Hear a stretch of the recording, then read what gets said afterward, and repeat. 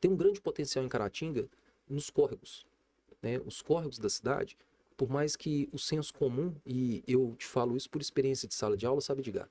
Teve uma disciplina que a gente trabalhou paisagismo urbano, em que os alunos trabalharam o entendimento do córrego ao longo do córrego São João, que pega ali desde a praça ali, né, da catedral por ali afora, e vai até próximo à praça do bairro Santo Antônio.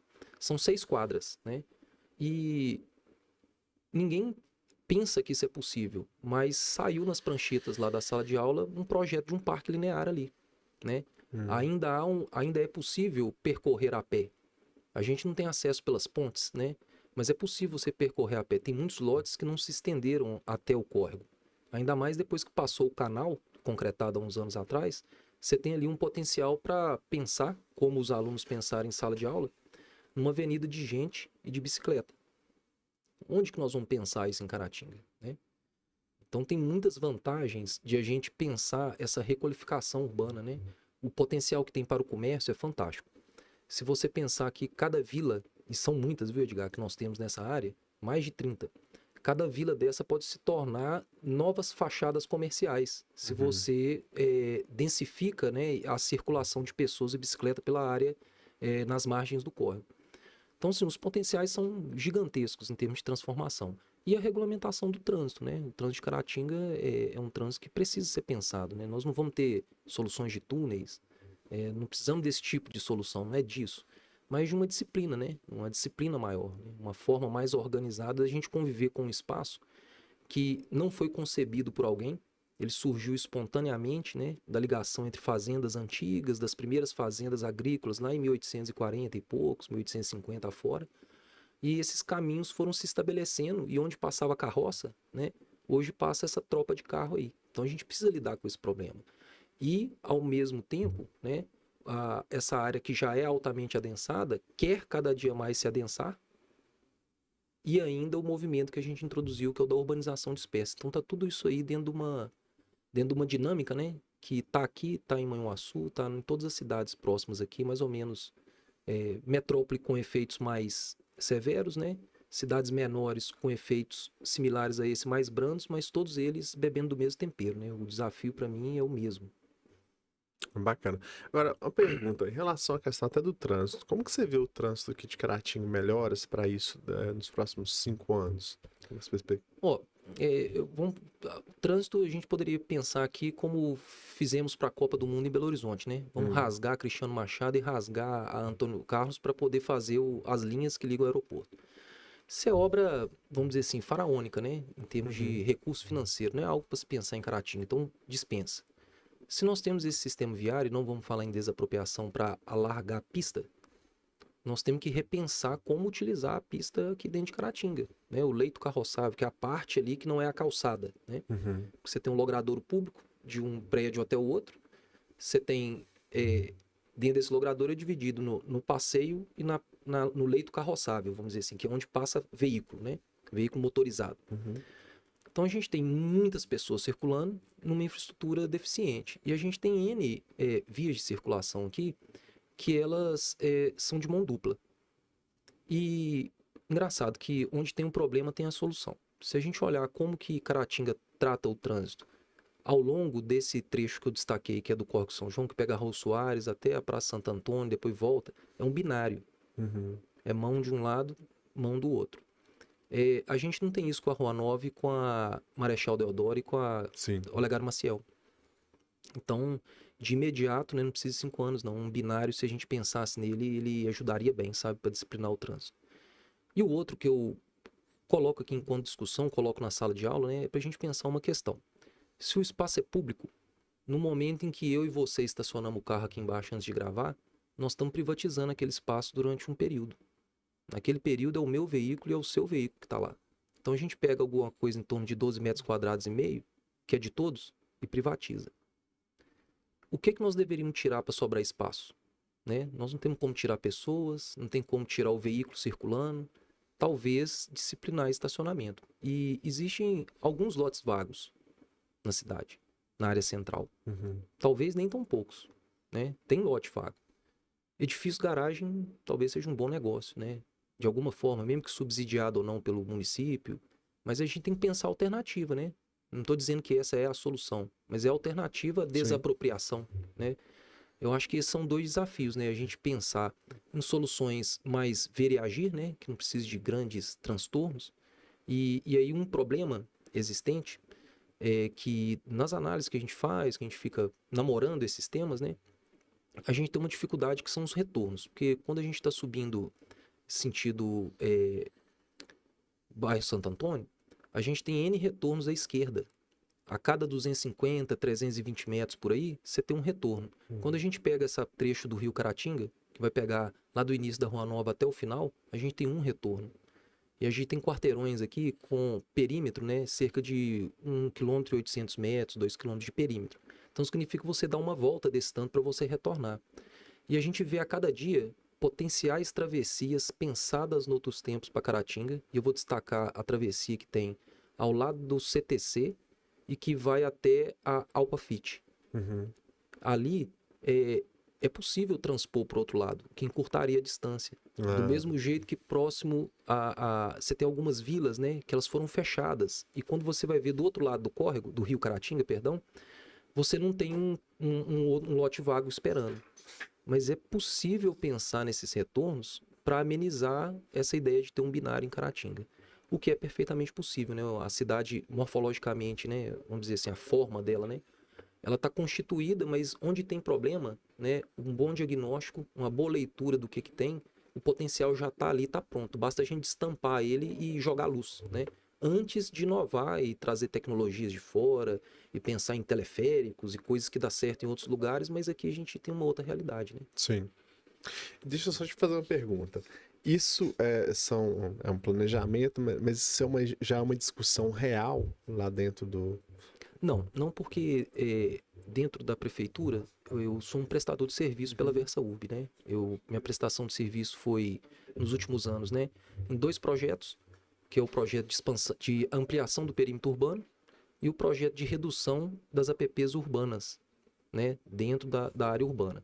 Então são dois projetos pontuais nessa área e todos os outros são cerca de 40 projetos, né? 40 núcleos de regularização fundiária que a gente tem desenvolvido aqui dentro da cidade. Então, lá dentro da prefeitura não tem essa discussão, né? Pelo menos eu, como prestador de serviço, não participei dela, né? E é uma discussão que a gente tem entre a minha equipe ali mesmo, né? Entre as pessoas, ao longo dos anos, os parceiros, os colegas, né? O ambiente de ensino superior, que eu pude experimentar um período aqui na DOC, também no curso de arquitetura, isso veio muito à tona, né? Para poder... o local de experimentar, né? Então essas ideias elas foram construídas ali ao longo do tempo, né? Eu como caratinguense com um olhar sobre a cidade, mas também toda oportunidade que eu tenho eu falo, olha, mas e se a gente, porque isso está sempre aqui no meu pensamento, sabe? Mas não tá avançado esse debate não. É porque é uma pena, porque você não é a primeira pessoa que me fala sobre isso. Eu já vi algumas pessoas aqui em Caratinga discutindo. Inclusive, se você entrar num táxi aí, os taxistas são adeptos a isso aí, viu? Que todos conversam comigo, já falam sobre isso aí. E é uma pena que eu nunca vi alguém na prefeitura discutindo sobre isso, né? Podia ser uma discussão real, realmente. É isso. Vamos ver, né? Quem sabe? Quem sabe? De antemão, eu vou fazer um agradecimento aqui, né? Ao INEA, em colaboração ao CREA, né? Pelos profissionais que ele está trazendo aqui, pelos assuntos que ele está trazendo à tona aqui, porque isso é realmente importante, né, para a nossa sociedade. A gente não vê muito esse tipo de discussão aqui, né, na internet de forma tão aberta. Então, agradecer realmente pela oportunidade de estar trazendo essas discussões aqui, cara, que isso aí realmente faz muita diferença, tá? Bacana. Vou pedir para vocês também começarem a seguir, né, o INEA _ Caratinga lá no Instagram. Esse corte a gente está aqui no YouTube, mas a gente vai levar esses cortes lá para o Instagram. Então, quem quiser acompanhar por lá também, acho que vai ser interessante, porque eu vou pegar os melhores momentos aqui e jogar lá, tá bom? Tem uma pergunta aqui que eu achei bem interessante, dos nossos seguidores aqui, eles mandaram o seguinte: como o planejamento urbano pode ser integrado aos processos de regularização fundiária para promover o desenvolvimento urbano mais inclusivo e ordenado? A pergunta que contém a resposta, né? Porque como a gente estava dizendo, né? Planejamento urbano bom é aquele que ouve o cidadão e atende às suas necessidades, vamos dizer assim, aquele que está próximo, né? Uhum. E a regularização fundiária, Edgar, ela é fantástica porque, como eu disse aqui, nessa trajetória minha, as tentativas de se regularizar imóveis, né, ao longo dos, sobretudo dentro de município, não foram poucas, mas foram todas frustradas. Porque existia uma legislação que não permitia navegar com a regularização do jeito que se navega hoje. Só em 2017 é que nós tivemos um marco regulatório no Brasil, que é a Lei 13.465, e que ela trouxe uma série de remoções de obstáculos do caminho para a regularização fundiária acontecer. Então, antes, por exemplo, da lei, se tivesse um comércio na área que você quer regularizar, não podia. Se tivesse um morador com a renda acima de X salários mínimos, não podia. Então você tentava e no final você não conseguia muito movimentar. Sem contar restrições ambientais muito pesadas, né, sobretudo das APPs urbanas, que sempre contaram com uma discussão sobre marco temporal das áreas urbanas consolidadas antropicamente. Então isso sempre foi um problema. Outros problemas relacionados à questão cartorária. Os oficiais de cartório tinham regramentos para se proceder com regularização que eram muito superiores ao que tem que fazer hoje. Então essa lei veio removendo muitos obstáculos e permitindo fazer um trabalho focado em cerca de 50% da população brasileira no mínimo, que é o número que nós temos do IPEA, né, que é o Instituto de Pesquisas Econômicas, né, aplicadas, que é vinculado ao governo federal. Ele tem estimado em torno de 50%, né? Você tem o CORE, que é o Colégio Registral, sobretudo o mineiro, ele trabalha com um número de 35%, 30% de imóveis.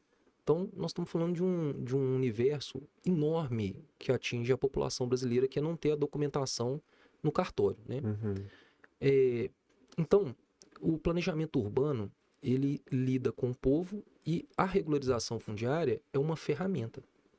Então, a REURB ela é decorrente, né, do planejamento urbano. Ela é uma estratégia, hoje é um projeto, né, muito mais encorpado por causa da robustez dessas leis. E o que liga, né, tudo isso que eu estou dizendo com o que você perguntou é para dizer que a REURB ela consegue atingir então essa população, trazendo todos eles para dentro do ambiente formal, o que tem muitas vantagens, mas o que vem junto, né, é você também trazer infraestrutura urbana para lá, porque tem uma regra mínima, né? Não quer dizer que pode regularizar qualquer coisa do jeito que está, mas criou regras que conseguem se aplicar e levar até o final o registro. Então, a integração, né, do planejamento urbano com a regularização fundiária, ela é inerente. Ela está 100% integrada ali e focando, né, com a alternativa de focar na parte mais carente da população.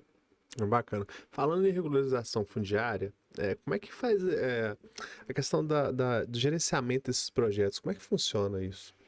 Ó, a gente tem visto no mercado muitos modelos de prestação de serviço, né? Tem modelos em que você tem um armador, que é a pessoa que conhece a área de topografia, conhece a área de risco, conhece alguém que trabalha o ambiental, conhece o arquiteto e urbanista, conhece um advogado. Então ele tem que vir juntando essas partes. Conhece quem faz levantamento social, né, que é um cadastro social. Então as empresas costumam, uma empresa puxa o trabalho e subcontrata as outras, né? Desde o começo, lá em 2019, o nosso primeiro projeto de regularização fundiária, cerca de 12 meses, 14 meses que o projeto estava andando, apareceu um laudo ambiental dizendo que 2 lotes estavam sujeitos à área de risco. Ele estava dentro de uma área de risco. Ele era atingido por uma área de risco. E área de risco que era para remoção.